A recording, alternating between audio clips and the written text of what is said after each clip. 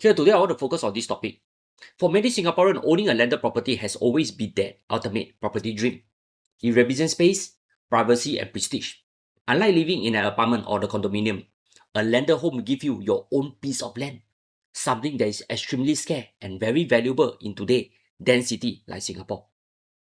But here the big question today is, can the average Singaporean still can afford a landed property? Well, over the past 10 to even 20 years, landed property prices has risen significantly. Limited land supply, strong demand from wealthy buyers, and Singapore's growing economy have pushed up prices upwards.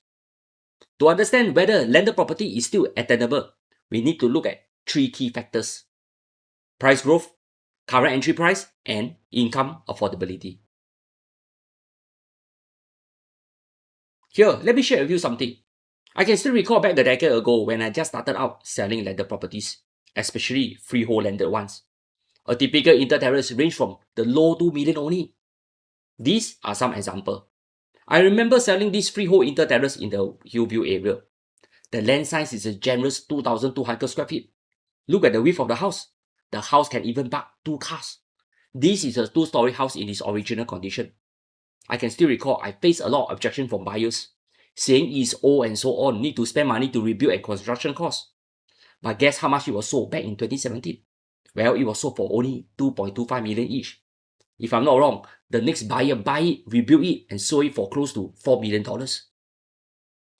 Today, what can you seriously buy with 2.25 million? Maybe a smaller size freehold resale condo in the Hillview area. Or maybe a 990 square feet new launch or 99 years leasehold tenure.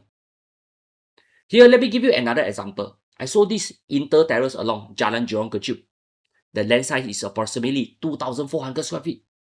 This is another 2-story house in its original condition. Not forgetting it has a high retaining wall at the back of the house that basically eat into the usable land area. Yet, the house was sold in 2 weeks for only 2.7 million back in 2018. Very cheap, right, in today's standard? Here, let me give you another example. This is a landed enclave in District 15 near Marine Parade. 20 years ago, back in 2006, many terrace houses could be purchased for less than $1 million each, depending on line size, condition, and so on. Well, a semi-detached house then only cost 2.48 million for close to 6,000 square feet of freehold land. Whereas back a decade ago, land price has soared to around 2 billion plus for the simple inter-terrace. I know, back then people say they are expensive, but prices keep going upwards. Most recently, similar inter-terrace along the same stretch is already transacting between $4 to $5 million each. This is almost double in value in just 10 years. The same goes for semi-detached to detached homes. Fast forward to today, the number has changed dramatically. Due to limited supply and strong demand, landed properties price have risen consistently. According to market data from URA release, there are 10,752 detached homes, 22,455 semi-D, and 40,432 inter-terrace in Singapore, totaling 73,639 landed homes altogether. This number has stayed relatively flat for the past 2 decades. Here, let's take reference from HPROP data. Let's compare past entry price of resale landed properties against both resale HDB and resale private condominiums.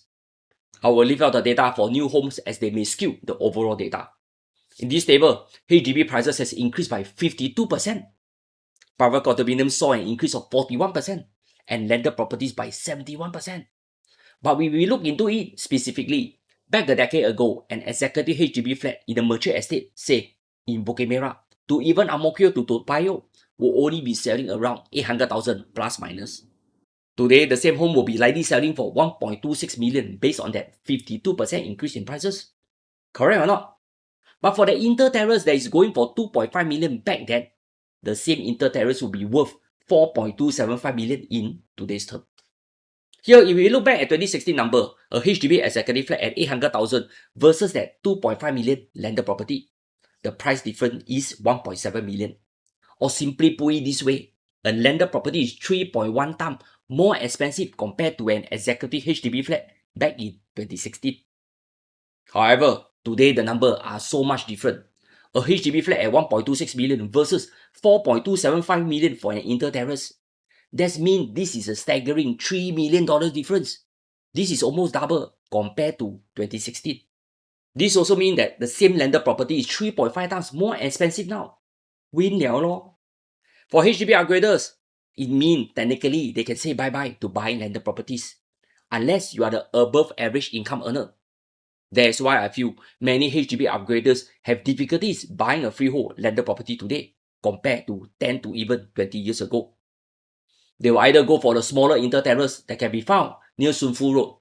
These are currently trending close to $3 million each for 900 plus square feet. Or you can consider those in Macpherson Garden Estate if you prefer staying in the east. Take note, they are very small. It's around the size of a 3-room HDB flat.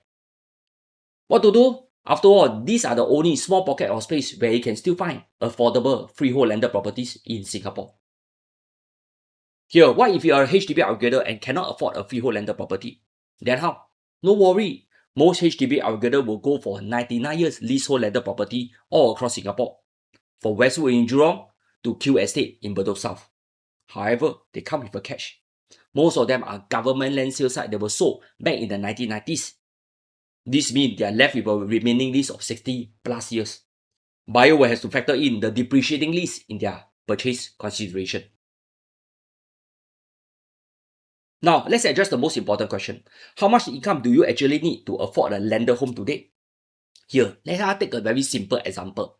Suppose a buyer wants to purchase an entry-level terrace house at $4 million at a less desired location.